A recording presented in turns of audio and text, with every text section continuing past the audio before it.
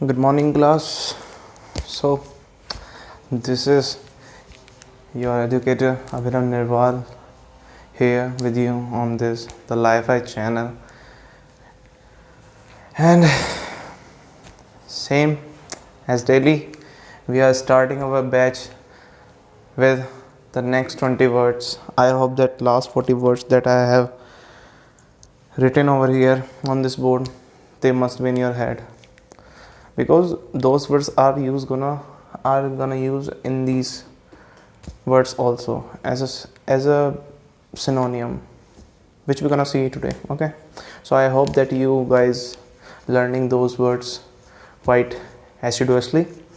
And now let's move on to our next 20 words. So the next word is titillate. What is the word? The word is titillate.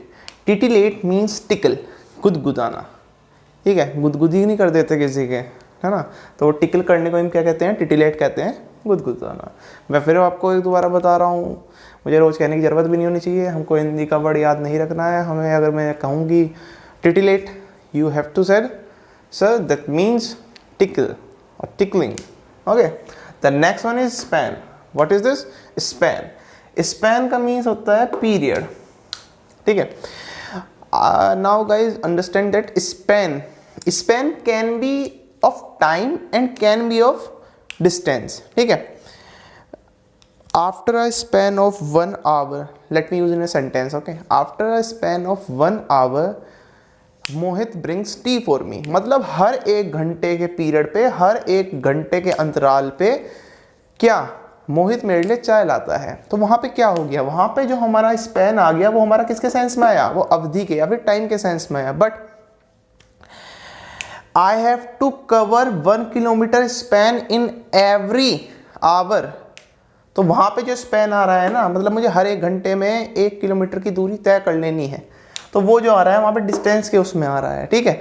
But वहां पे वो time period था, पर यहाँ पे भी वो डिस्टेंस का एक पीरियड ही है. ओके, तो वो उसे हम क्या कहते हैं? स्पैन के लिए आपका वर्ड आ जाएगा पीरियड. ओके, आई होप आप लोगों को स्पैन का फर्क पता चल गया होगा कि दूरी के सेंस में कब यूज करेंगे और टाइम के सेंस में इसका कब यूज करेंगे. अब हम नेक्स्ट वर्ड पढ़ लेते हैं. यहाँ पे नेक्स्ट वर्ड है सर, यहाँ पे स्टर्लिंग. क्या कहोगे बच्चों आप? Sterling. Keep your focus on my pronunciation, that will be important for you. I told you again and again because it will help you in your spelling mistake. Okay, just read with me. Okay, say with me. When I say sterling, you have to say sterling on your home whenever you are watching your video. Okay, so sterling is nothing but superlative. Sterling is nothing but superlative. Superlative उत्कृष्ट, मतलब best level का जो है, मतलब है ना. If you guys study from me the subject of English, you're gonna become sterling, you're gonna become sterling, you're gonna become superlative. आप लोग उत्कृष्ट हो जाओगे, ये मेरा वादा है. Okay, next is smear. Next word is smear. Smear is nothing but smudge. Smear is nothing but smudge. Smudge होता है किसी को बदनाम करना या किसी पर आरोप थोप देना. कहते नहीं है, मान लिया किसी के लड़के ने कुछ गलत काम कर दिया, तो कहते नहीं है that Rohan smear his father name, उसने अपने बाप का नाम खराब कर दिया. ठीक है. या आप ऐसे भी कह देते हैं, मान लिया कोई गलत फंस गया किसी केस में, तो वो कह देता है ना, बंदा कह देता है ऐसे कि sir he is trying to smear this crime on me, ये जो आरोप है ये मुझ पे लेपना चाहता है. ठीक है. तो स्मीयर का वर्ड क्या हो गया? स्मज हो गया है. The next word is comply. Comply कुछ नहीं होता, कंप्लाई होता है, मान लिया मैंने तुम्हें एक ऑर्डर दे दिया कि भाई ये रोज 20 वर्ड तुम्हें याद करने हैं, तो you have to comply with me, you have to comply with my thought. मेरी जो थॉट प्रोसेस है दिन के 20 वर्ड याद करने की, आपको उसके साथ क्या करना है? कंप्लाई करना पड़ेगा, उसका पालन करना पड़ेगा, कंफर्म करना पड़ेगा. It's not confirm, CONFIRM, no, it's confirm. Okay, do remember that. Next word is vanquish. What is the word? Vanquish. Vanquish nothing but conquer. ठीक है, किसी को परास्त कर देना. Okay, next is heir. Heir is nothing but our successor, वारिस को हम कहते हैं heir. Okay, next is effrontery. What is it? Effrontery. Effrontery is nothing but chutzpah. Do listen my pronunciation. Okay, effrontery is nothing but chutzpah. What is it? Chutzpah. Okay, गुस्ताखी कहते हैं हम इसे. Okay, next is plaudit. Plaudit mean praise, किसी की प्रशंसा करना, that is plaudit. The next word here is afferent. What is the word? Afferent. Facile is nothing but afferent. Effortless. Facile is nothing but effortless. ठीक है, किसी भी चीज को बहुत फैसाइल बना देना, एफर्टलेस बना देना, आसान बनाना, हमारा क्या होता है? फैसाइल. Effortless, EFFORTLESS. I know that due to reflection of light, this is a blind spot here. That's why I'm helping you guys with the spelling EFFORTLESS. Facile is nothing but effortless. Next word is industrious. What is the next word? Industrious. Industrious होते हैं मेहनती लोग. इसके लिए यहाँ पे word use हो गया सेडुलस. अभी कुछ दिन पहले तो मैं एसिडोस पढ़ाया था मैंने, वो भी मेहनती होते हैं. उसके साथ एक वर्ड और पढ़ाया था मैंने, डिलीजेंट. लिख लेना, यहाँ पे लिख लेना एसिडुअस और डिलीजेंट. क्या लिखोगे? एसिडुअस या फिर डिलीजेंट. ठीक है. Next word is adulation. What is the word? Adulation. Adulation is excessive praise. भाई हमें टीचरों से नंबर लेने होंगे तो हम क्या करें? उनकी बहुत खुशामद करते हैं, उन्हें ज़्यादा मक्खन लगाते हैं. कहते हैं नहीं मक्खन लगा रहा, तो वो एक्सेसिव प्रेज जो होता है उसे हम कहते हैं adulation. क्या कहते हैं? Adulation कहते हैं. Next word is artificial. Artificial आप लोगों को सबको पता है, बनावटी जो होते हैं, है ना, spurious persons. Okay. Obtuse. Obtuse is nothing but stupid और डंस या फिर मंदबुद्धि. क्या हो जाएगा? स्टूपिड, डंस या फिर मंदबुद्धि. Next is arms. Next word is arms. Arms क्या होता है? आर्म्स कुछ नहीं होता. आर्म्स है ना, आप भीख कह सकते हो. ठीक है, आर्म्स है ना, आपकी भीख दोनों तरह की हो सकती है. इट कैन बी मनी और it can be what? As a food. ठीक है, मनी और food given to a poor people. ठीक है. एप्रीहेंड. एप्रीहेंड होता है भैया, एप्रीहेंड के यहाँ पे 3 मतलब लिखे मैंने. एप्रीहेंड अरेस्ट करना, किसी को अरेस्ट कर लिया उसे भी हम एप्रीहेंड कह सकते हैं. किसी को डरा देना, फियर पैदा कर देना, उसके लिए भी एप्रीहेंड आ जाता है.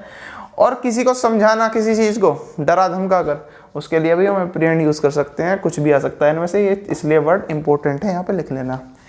ठीक है, क्या है ये वर्ड? इंपॉर्टेंट वर्ड है. नेक्स्ट वर्ड इज एले. एले इज नथिंग बट मॉलिफाई और एसुएज. मॉलिफाई और एसुएज. मान लिया आप लोगों को बहुत ज़्यादा गुस्सा आ रहा, सो मैं आपको कहूँगा एले योर एरर, मॉलिफाई और एंगर. ठीक है, तो मैं ये कहूँगा आपको, मतलब कम कर लो, शांत हो जाओ. ठीक है, उस वजह से मैं एले यूज़ करूँगा. Next word is affront. Affront is nothing but humiliation. What is affront? Affront is nothing but humiliation. किसी की बेइज्जती करना, किसी का तिरस्कार करना, वो होता है हमारा ह्यूमिलिएशन या फिर affront. The next word is cogent. The next word is cogent. Cogent means convincing. ठीक है, किसी को कन्विंस करना, किसी पे प्रभाव डालकर किसी को अपने मन मुताबिक तैयार कर लेना, वही होता है कोजेंट या फिर कन्विंसिंग या फिर प्रभावकारी. The next word is construe. The next word is construe. And construe mean interpret. What? Interpret, किसी को समझाना. कॉन्स्ट्रू इज इंटरप्रेट, किसी को समझाना. जैसे कि I am construing these 20 words to you guys. ठीक है, मैं आपको क्या कर रहा हूँ? इंटरप्रेट कर रहा हूँ, ये वर्ड समझा रहा हूँ. आगे समझ में? मैं आपको पूरा फ्रेम दे देता हूँ एक बार. यहाँ पर ये 20 वर्ड का फ्रेम आ गया है आपका. आप इस 20 वर्ड के फ्रेम में से अपना लिख लीजिएगा. ठीक है guys? Okay. So I hope आपको ये 20 वर्ड आज अपने याद कर लेंगे और आज आपके 60 वर्ड हो जाएंगे. ठीक है, चलिए, ये आपका एक फ्रेम आपको पूरा मिल गया है. अब हम शुरू करते हैं सब्जेक्ट वर्ब एग्रीमेंट. और आज मैंने कहा था आज से हम करना शुरू करेंगे कमाल.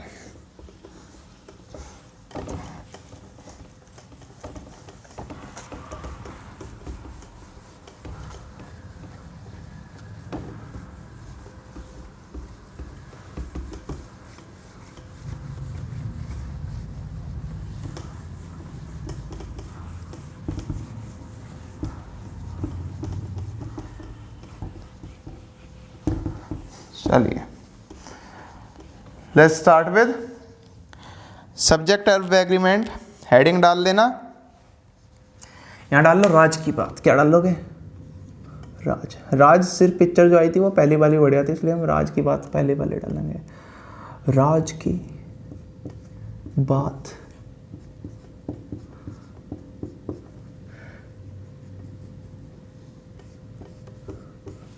यहाँ से आगे मैं जो भी रूल पढ़ाऊंगा आपको 60 से ज़्यादा रूल होंगे, उनके सब पार्ट अलग होंगे। वे 60 रूल आपको कैसे ना कैसे करके अपने दिमाग में घुसा लेने हैं, और वो जिस दिन दिमाग में घुस गया उस दिन सब्जेक्ट वर्ब एग्रीमेंट का कोई क्वेश्चन नहीं बचेगा। That's my promise to you guys.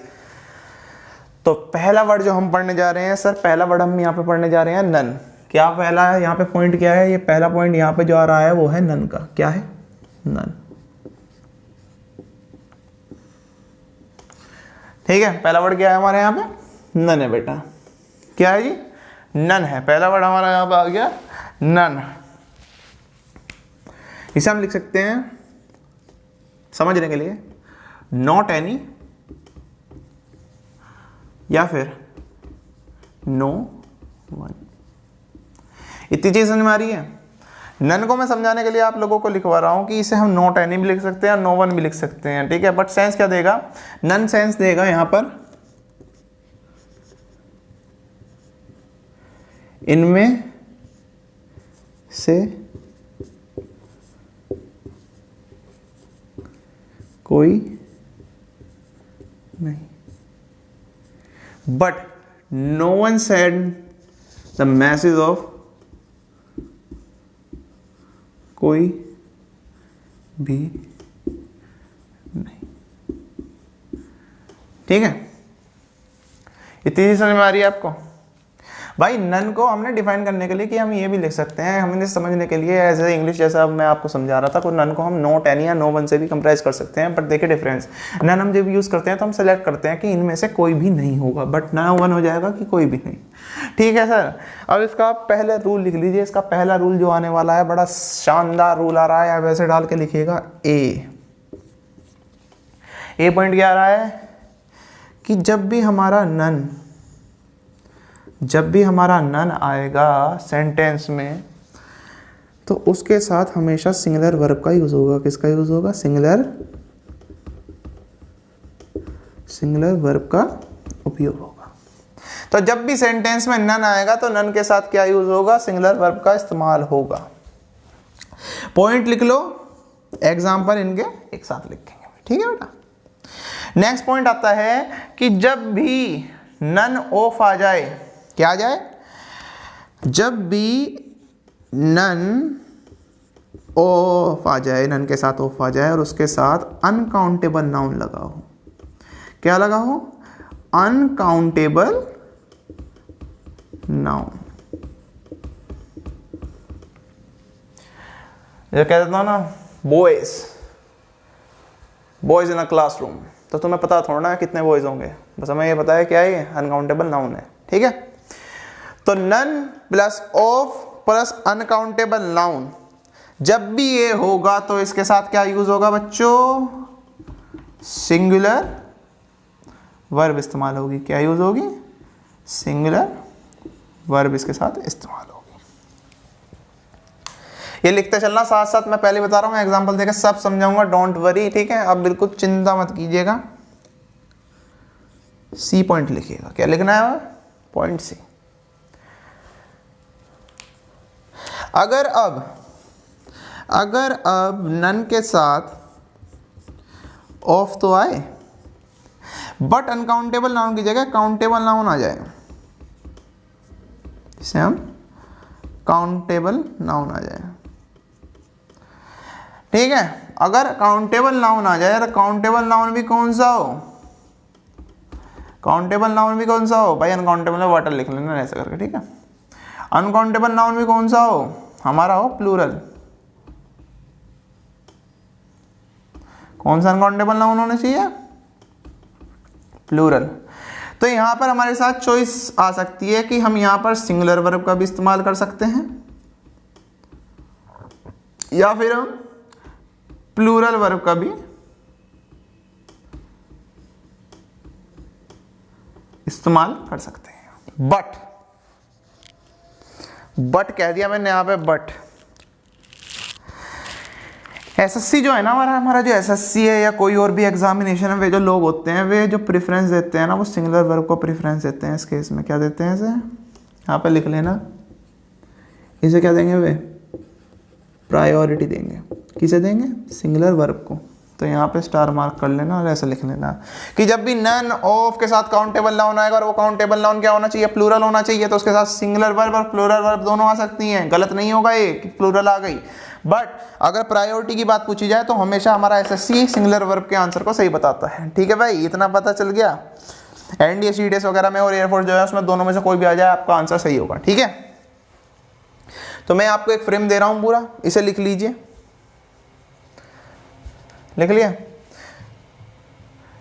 ये ऊपर का तो लिख लिया होगा आप लोगों ने, कोई दिक्कत नहीं है क्या ना, एक बार पूरे रोल आ जाएं यहाँ पे फिर कोई दिक्कत नहीं होगी। चलिए, तो सी तक यहाँ तक लिख लिया। अगला हम लिखते हैं डी पॉइंट।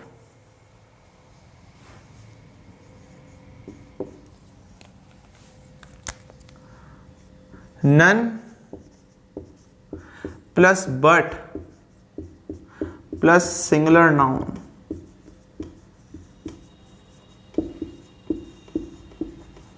प्लस, अब इसके हिसाब से क्या आएगा, अब यहां पे आएगा हमारा सिंगुलर।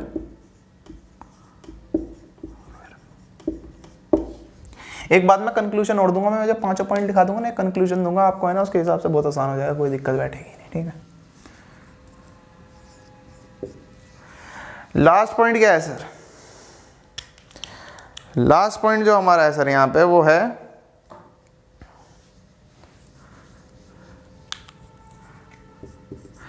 नन बट के साथ अगर प्लूरल नाउन आ जाए तो हमारा यहां पे क्या होगा, वर्ब आएगी हमारी प्लूरल वर्ब। अब ये मैंने यहां पे आपको 5 रूल लिखा दिए। कितने रूल लिखा दिए, 5 रूल लिखा दिए मैंने आपको। अब मैं इसका आपको कंक्लूजन दे देता हूं। जहां पे भी नन आ जाए, सुन लो मेरी बात, जहां पे भी नन आ जाए, भले ही नन के साथ ऑफ आ रहा हो, भले ही नन के साथ बट आ रहा हो, भले ही नन खाली आ रहा हो, आई समझ में बात, तो हमेशा क्या यूज होगा, कोई दिक्कत नहीं है, काउंटेबल नाउन हो, अनकाउंटेबल नाउन हो, प्लूरल हो, कुछ हो, आपको बस ये याद रखना, जहां पे नन आ जाए या नन के साथ चाहे ऑफ हो, चाहे नन के साथ बट हो, चाहे नन खाली हो, वहां पे हमेशा क्या आएगा, सिंगुलर वर्ब आएगी। क्या आएगी, singular verb, singular verb, singular verb, singular verb.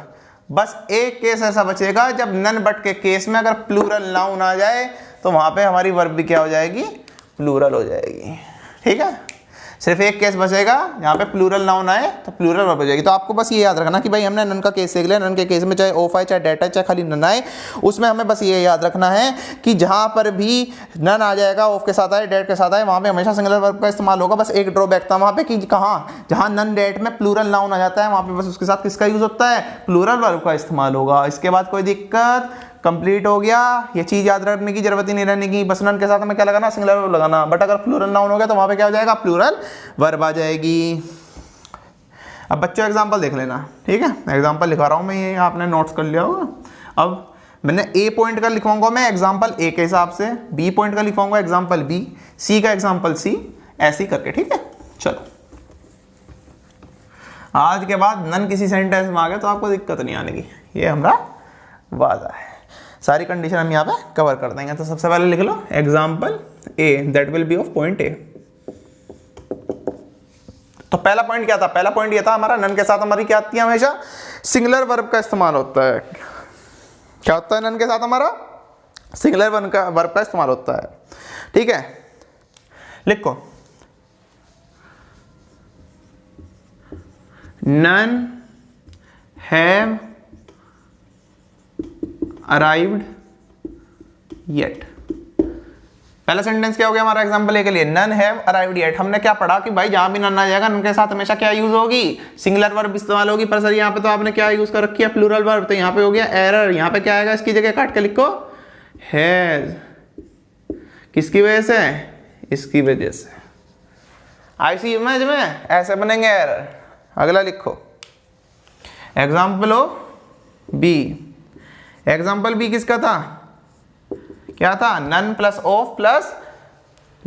Of plus uncountable noun, none plus of plus uncountable noun, साथ में क्या आएगी, सिंगुलर वर्ब। लिखो example,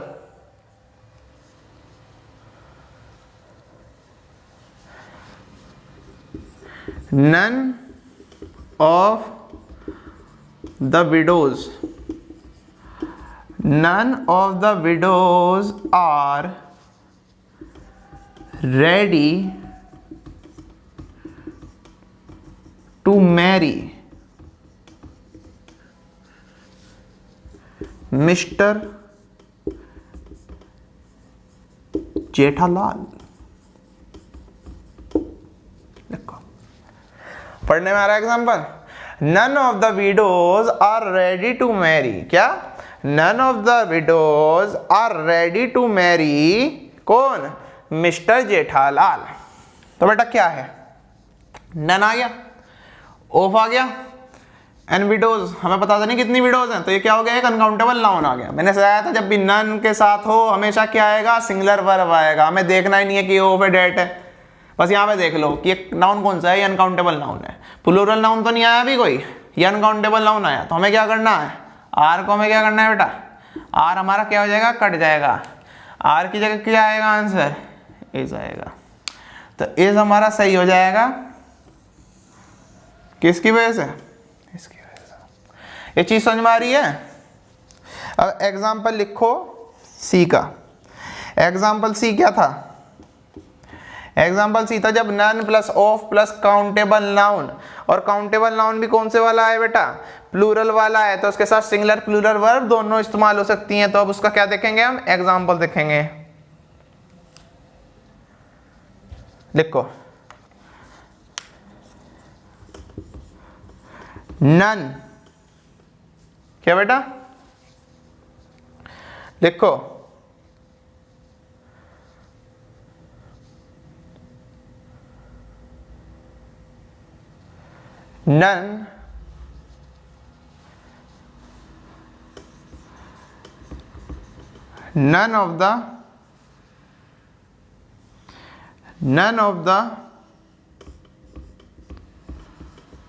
none of the furniture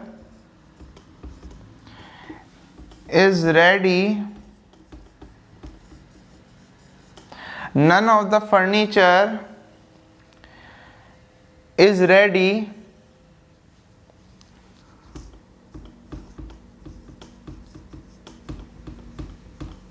to ship out। मतलब कि कोई सा भी फर्नीचर अभी रेडी नहीं है शिफ्ट होने के लिए। ठीक है, ये एग्जांपल आप यहाँ पे सी का ना लिखना, ये एग्जांपल ये भी बी का ही है। ठीक है, क्योंकि फर्नीचर क्या होता है, फर्नीचर क्या है आप लोगों को पता है, फर्नीचर क्या होता है, फर्नीचर भी हमारा क्या होता है, फर्नीचर भी हमारा अनकाउंटेबल नाउन होता है। Yes, it is a uncountable noun. तो उसके हिसाब से सिंगुलर वर्ब बिल्कुल सही हो गई। आई समझ में ये बात। तो ये भी हमारा एग्जांपल किसका हो जाएगा, बी का हो जाएगा। ये भी एग्जांपल किसका हो जाएगा हमारा, किसका हो जाएगा बच्चों, एग्जांपल में और हो जाएगा बी का। किसका एग्जांपल हो जाएगा, बी का। ये आपको एक फ्रेम मिल गया होगा, एक फ्रेम ले लो आप पूरा इसका, है ना, आपको फ्रेम लिखना चाहिए।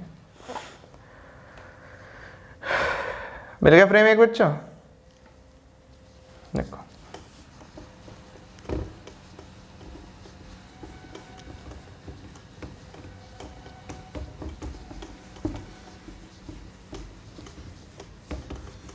अब लिखते हैं हम सी का एग्जांपल। किसका लिखेंगे, सी का एग्जांपल। लिखो example for C.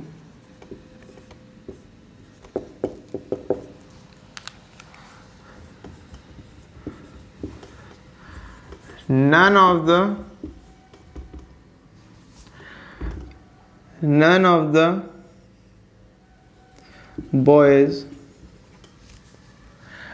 the boys are ready to sit with, none of the boys are ready to sit with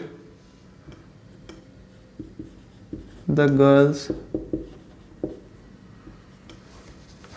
of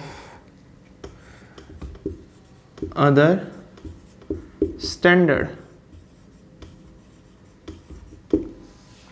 ठीक है भाई, तो none of the boys are ready to sit with the girls of other standard, मतलब कि हमारे class के लड़के किसी और क्लास की लड़कियों के साथ बैठना नहीं चाह रहे। तो नन आ गया, ऑफ आ गया, काउंटेबल नाउन है, क्या है बच्चों, काउंटेबल नाउन है, और काउंटेबल नाउन भी कौन सा है, प्लूरल है। तो यहां पे लिख लो काउंटेबल नाउन जो भी है प्लूरल। तो मैंने एक चीज सिखाई थी आपको कि नन के साथ जब भी काउंटेबल नाउन आए, काउंटेबल नाउन प्लूरल हो, तो वहां पे सिंगुलर वर्ब और प्लूरल वर्ब दोनों का इस्तेमाल हो सकता है। Yes, are is right, are यहां पे सही है, बट हम प्रेफरेंस किसको देंगे, इसको। आर के ऊपर भी राइट लगाने ना, इसके ऊपर भी लगाना, यहां पे लिखने ना प्रायोरिटी, प्रायोरिटी। ठीक है बच्चों, ये चीज आ गई होगी समझ में। अब हम एग्जाम्पल लिखते हैं, एग्जाम्पल लिखते हैं हम डी का। किसका लिखते हैं एग्जाम्पल, एग्जाम्पल लिखते हैं हम डी का। तो डी पॉइंट मैंने क्या समझाया था, डी समझाया था मैंने, क्या समझाया था बच्चों, none but plus singular noun singular verb, none but singular noun singular verb. ठीक है बच्चों, लिखो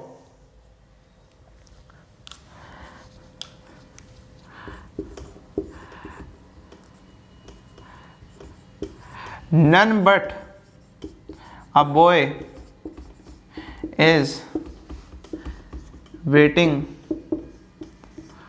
for you at the door। None but a boy is waiting for you at the door। None but singular countable noun, that is only a single boy, आ इस्तेमाल हो गया यहाँ पे। तो none but singular countable noun, कौन सा, singular countable noun, तो वर्ब भी कौन सी आ गई है, सिंगुलर वर्ब। तो इसके हिसाब से ये क्या है, बिल्कुल सही है, इसमें कोई एरर नहीं है, इसमें कोई एरर नहीं है। अब हम एग्जाम्पल लिखते हैं, एग्जाम्पल लिखते हैं हम ई पॉइंट का, जो हमने पढ़ा था, जो इसमें अलग था। क्या अलग था उसमें, कि नन बट के साथ जब भी, नन बट के साथ जब भी काउंटेबल नाउन आ जाएगा, कौन सा, प्लूरल, कौन सा नाउन आ जाएगा, जब भी हमारा प्लूरल काउंटेबल नाउन आ जाएगा, तो वहां पे हमारा वर्ब भी क्या इस्तेमाल होगी, प्लूरल वर्ब इस्तेमाल होगी। तो इसका एग्जांपल लिखिए,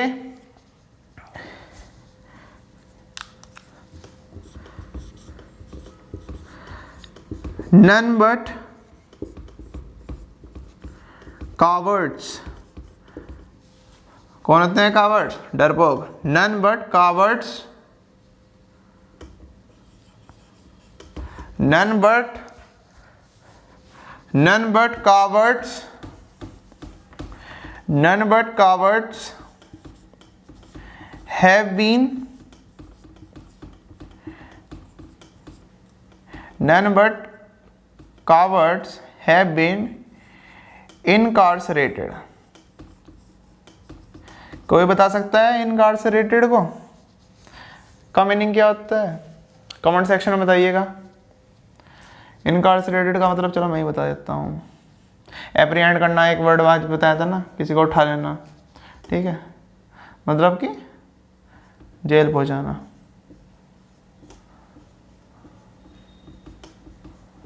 बंदी बनाना, अब कैसा था, मैंने क्या बताया, नन बट कवर्ड्स, क्या हो गया, प्लूरल काउंटेबल नाउन गिन सकते हो ना तुम, उसके साथ क्या यूज हो गया, हैव यूज हो गया। तो इसके हिसाब से ये जो यूज हुआ है बिल्कुल सही है। तो कोई भी यहाँ पे क्या है, कोई भी नहीं है क्या, इनकार्सरेटेड का मतलब होता है किसी को बंदी बना लेना, ठीक है, एप्रीहेंड कर लेना। तो ये आपका फ्रेम क्लियर हो गया होगा, पांचों के एग्जाम्पल मिल गया। आई होप आपको नन की सारी पांचों के पांचों जो कंडीशन बनती है वो समझ में आ गई होगी, और आज के बाद नन में कोई दिक्कत नहीं आएगी। अपन लोग चिंता मत करो, पॉइंट लिखेंगे, एग्जाम्पल से समझेंगे, धीरे धीरे समझेंगे, कोई जल्दी नियम को, ठीक है, there is no hurry. Okay, चलिए ये तो आपका पॉइंट 1, ऐसे ही आपके 60 से ज़्यादा पॉइंट है। नेक्स्ट लिखिए पॉइंट 2, लिख लीजिए बच्चों। नेक्स्ट लिखेंगे हम पॉइंट 2। पॉइंट 2 जो है वो है ईदर नीदर ईच वन। क्या याद रखना है आपको? Either neither each one. जो भी इसमें पॉइंट्स बनेंगे वो सब इन चारों के हिसाब से सिमिलर फॉलो होंगे, ठीक है।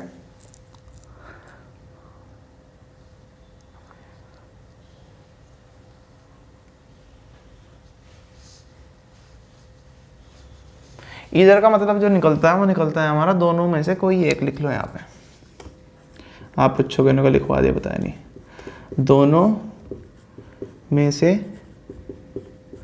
कोई एक। नीदर का मतलब हमारा निकलता है दोनों में से कोई नहीं। ईच का निकलता है हमारा मतलब प्रत्येक। क्या निकलता है? प्रत्येक। और वन का क्या निकलेगा? वन का निकलेगा कोई एक। क्या निकलेगा? कोई एक। इतनी चीज समझ में आ गई है, लिख लेना आप। अब हम इसके रूल समझते हैं। इसके टोटल रूल है 3। कितने रूल हैं इसके? 3 रूल। तो 3 रूल में से हम पहला रूल लिखने जा रहे हैं ए पॉइंट का। कौन से पॉइंट का? ए पॉइंट का। लिखो आइदर नाइदर ईच वन। क्या लिखोगे? Either neither each one. Either neither each one के साथ अगर सिंगुलर नाउन आए, क्या है? अगर सिंगुलर नाउन आए तो उसके साथ वर्ब भी कौन सी यूज होगी? सिंगुलर वर्ब ही यूज होगी। समझे? अगर आइदर नाइदर ईच वन के साथ सिंगुलर नाउन आए, अगर आइदर नाइदर ईच वन के साथ सिंगुलर नाउन आए तो वहां पे वर्ब भी कौन सी यूज होगी? सिंगुलर वर्ब ही यूज होगी। ठीक है, अगला पढ़ते हैं, बी पॉइंट देखते हैं। आइदर नाइदर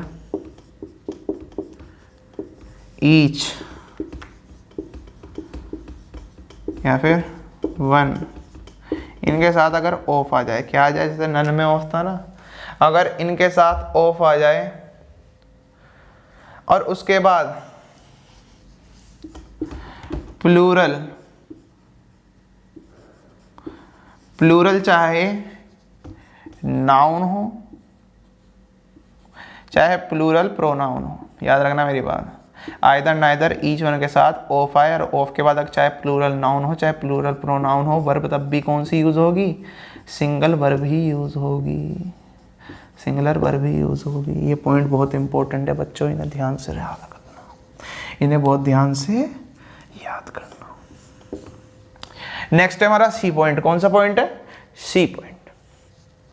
तो सी पॉइंट हमें क्या बताता है? सी पॉइंट बताता है हमारे, ये इसका लास्ट पॉइंट है कि भाई साहब आइदर नाइदर ईच वन के साथ हमेशा सिंगुलर वर्ब का उपयोग होता है। ठीक है, अगर ये बीच में नाउन वगैरह ना आए तो उसमें भी क्या होगा? आइदर नाइदर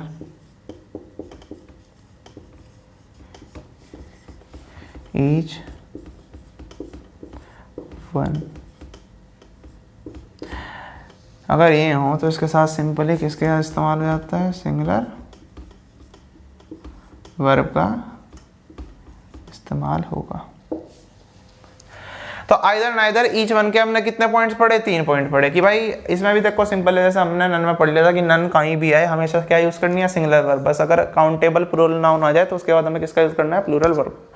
बट नाइदर में आइदर नाइदर ईच वन में तो इतना भी झंझट नहीं। आइदर नाइदर ईच वन कहीं भी आए, ये चारों, उसके साथ हमेशा क्या यूज होगी? Singular verb, singular verb, singular verb.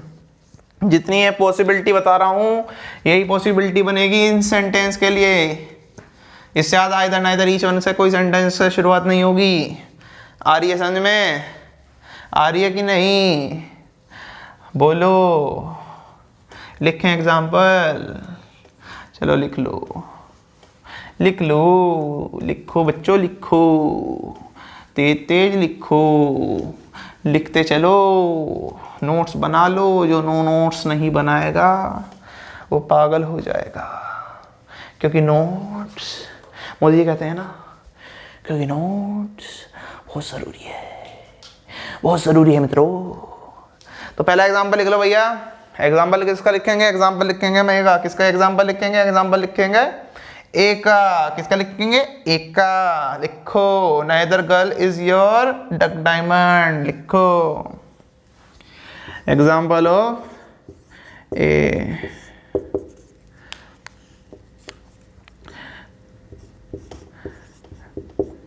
neither girl is your duck diamond। Neither girl is your duck diamond. Diamond हो गया तुम्हारी प्रिय, प्रियतम। ओके, तो neither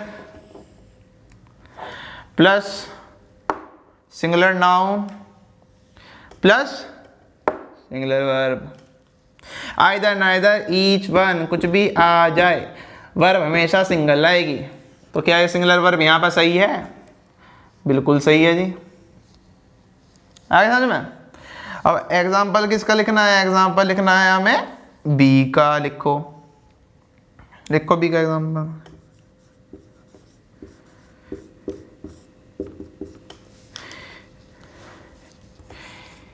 each of the boy, क्या? Each of the boy, each of the boy are sedulous, या फिर एसिडुअस। प्रत्येक बच्चा क्या है? प्रत्येक लड़का क्या है? मेहनती है। तो मैंने क्या समझाया था? ईच के साथ कुछ भी आए, चाहे ईच खाली आए, हमेशा क्या आएगा? सिंगुलर वर्ब आएगी। क्या यहाँ सिंगुलर वर्ब दिख रही है? नहीं दिख रही है। इसे काटो। यहाँ पे क्या लिखोगे? इज, इस पे लगाना राइट। ये आपका बन गया एरर। क्या बन गया बच्चों? एरर। लिखो एग्जाम्पल 3, एग्जाम्पल सी लिख लो। लिख लो बच्चों, लिखो। मैं बोल लूँ या मैं ही लिखूँ? मैं बोल दूँ, चलो।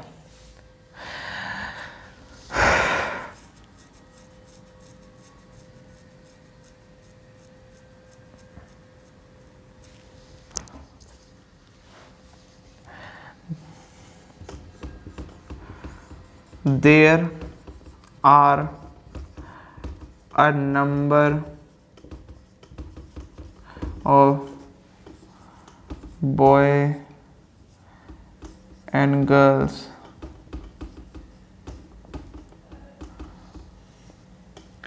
there are number of boys and girls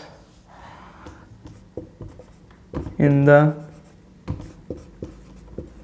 classroom। दिख रहा ना आपको? There are a number of boys and girls in the classroom and each is close to my heart।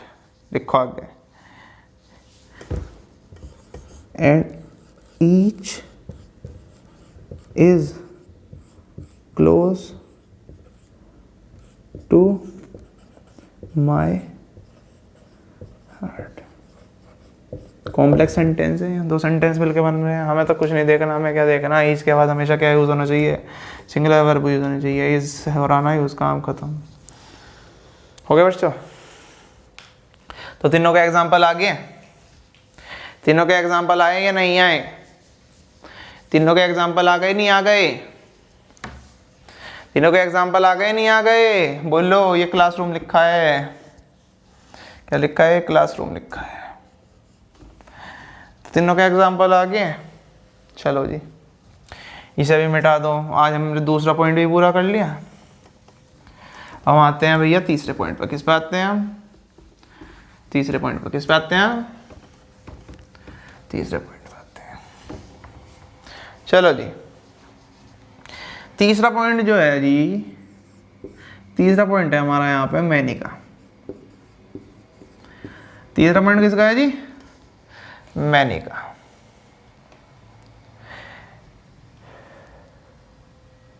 Many का जो सेंस निकलता है वो निकलता है कहीं के लिए। किसके लिए निकलता है? कहीं के लिए। और मैनी जो हमेशा इस्तेमाल होगा ना, क्या बच्चों, मैनी जो हमेशा इस्तेमाल होगा वो संख्या के लिए या फिर काउंटेबल नाउन के लिए। संख्या के लिए या काउंटेबल नाउन के लिए इस्तेमाल होगा। तो मैनी में भाई साहब पॉइंट ए लगा लो। क्या लगा लो? Point A. तो पॉइंट ए जो होगा वो मैनी के साथ हमेशा क्या आएगा? प्लूरल वर्ब आएगी। क्या आएगी? जहां भी मैनी आ गया बिना सोचे उसके साथ क्या लगा दो? प्लूरल वर्ब लगा दो। बी पॉइंट हमारा क्या बनेगा कि जब भी मैनी के साथ ऑफ आ जाएगा, क्या आ जाएगा? मैनी के साथ क्या आ जाएगा? ऑफ आ जाएगा। तब भी हमारी क्या यूज होगी? प्लूरल वर्ब इस्तेमाल होगी। तीसरा पॉइंट क्या आ गया कि मैनी के साथ क्या? मैनी के साथ सॉरी गाइस, यहाँ पे प्लूरल नाउन आएगा, वो नेक्स्ट रूल मैंने मिक्सअप कर दिया, सॉरी माय बैड। ठीक है, अगर मैनी के साथ, ठीक है, अगर मैनी के साथ प्लूरल नाउन आ जाए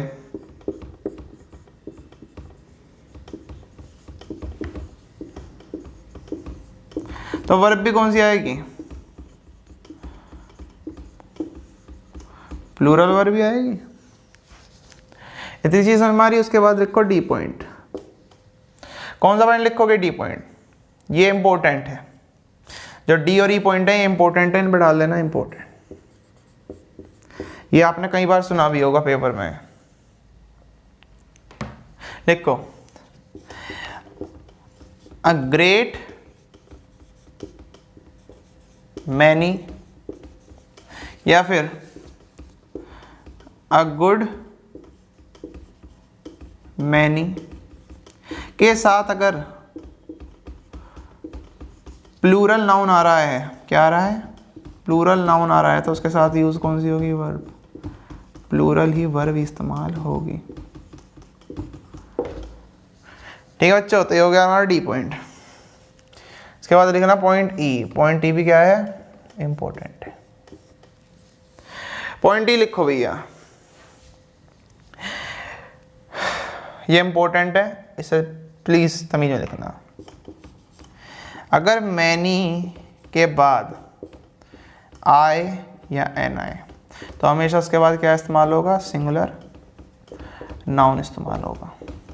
और अगर सिंगुलर नाउन इस्तेमाल हो गया तो सिंगुलर वर्ब तो इस्तेमाल होनी है। और ये सिंगुलर नाउन कौन सा होगा?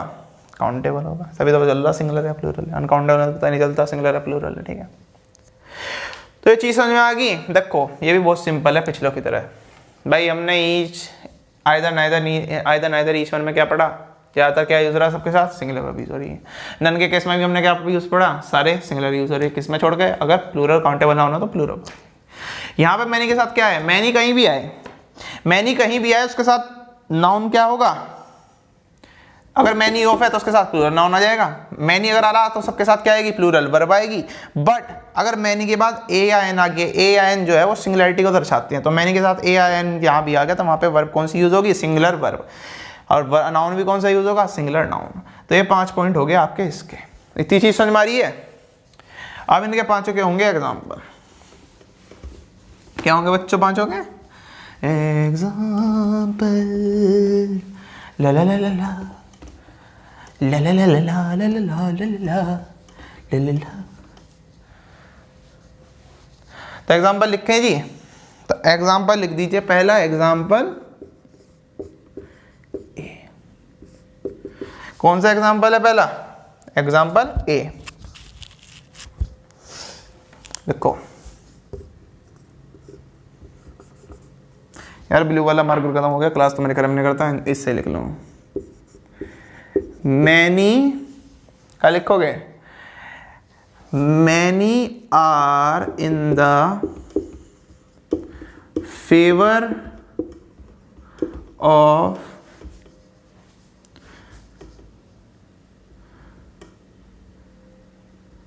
Many are in the favour of renouncing article 377। समझे?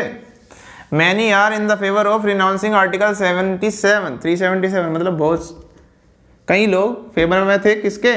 आर्टिकल 377 को खत्म करने के। लिख लो।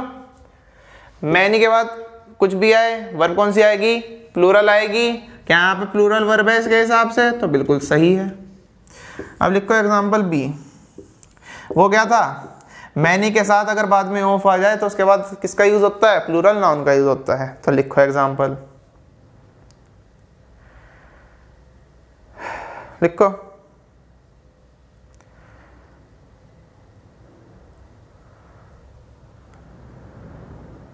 लिखो। ये डायरेक्ट पूछा गया एग्जाम्पल है जो एग्जाम में है। Many as far as I know, many as far as I know, many as far as I know is absent today, is absent today. मैंने एक ही चीज समझाई थी, मैनी कहीं भी आए, मैनी कहीं भी आए, we don't give a shit. Many जहां भी आ गया वहां पे ये तो आ ही नहीं सकता। सिंगुलर क्या आएगा यहाँ पे? आर आएगा। आएगा नहीं आएगा? किसकी वजह से? मैनी की वजह से। ठीक है भैया। अगला एग्जांपल लिखो। नन ऑफ द, लिखो, none of the girl is jubilant.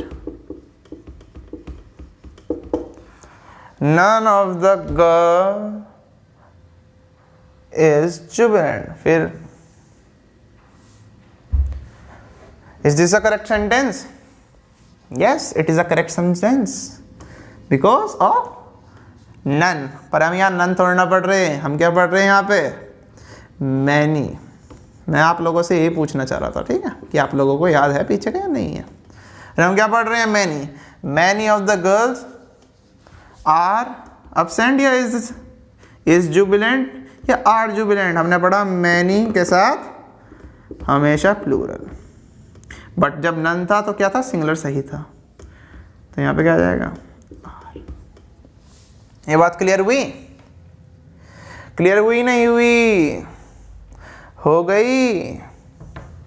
अगला लिखो, इसका ही एग्जांपल और लिख लो एक और। लिखो, मैनी टीचर्स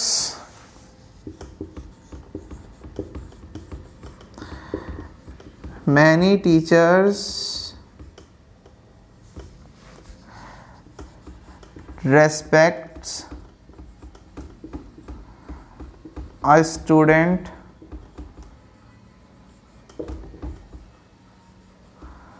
like you। क्या ये सही है? क्या ये सही है? जी हाँ, ये बिल्कुल सही है। बट अगर मैं यहाँ पे रेस्पेक्ट्स कर देता तो क्या ये सिंगुलर बन जाती वर्ब? पर मैनी है तो बन ही नहीं सकता। मैनी के बाद जो नाउन आया वो भी प्लूरल नाउन आया, और जब वर्ब आएगी वो भी प्लूरल आएगी।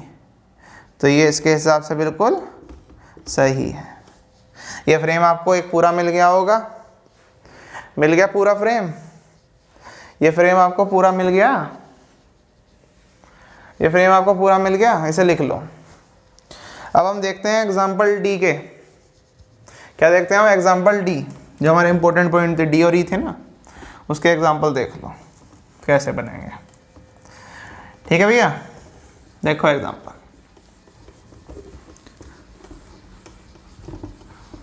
देखो जी, देखो लिख लो एग्जाम्पल डी, इसके ऊपर भी स्टार मार्क कर लेना। एग्जाम्पल डी लिखो भैया, डी लिखो, एग्जाम्पल डी लिख लो।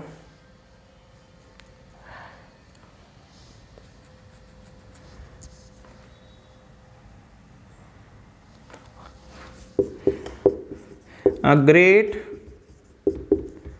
many candidates has been selected for the post of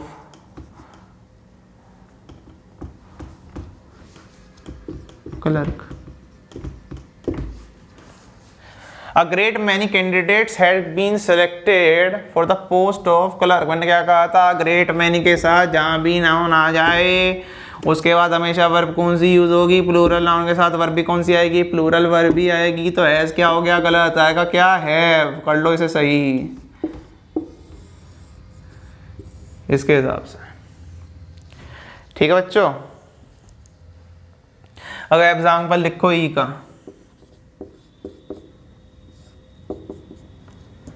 देखो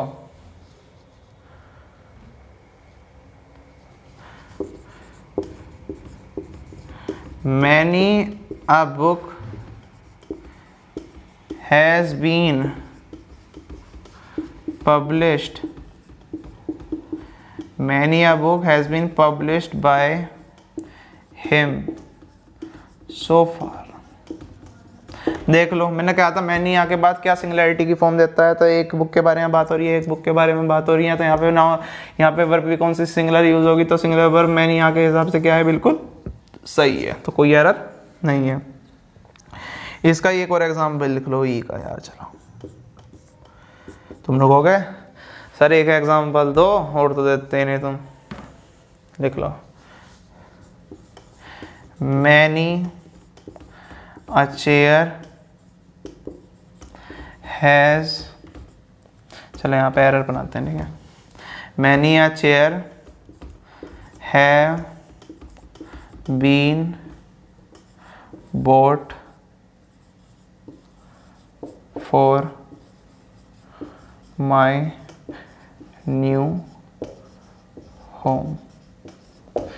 Many a chair have been bought for my new home। हमें कुछ मतलब ही नहीं है, हमें तो यहाँ पे क्या देखना है, वर्ब देखनी है। वर्ब क्या है यहाँ पे, वर्ब है हमारी हैव।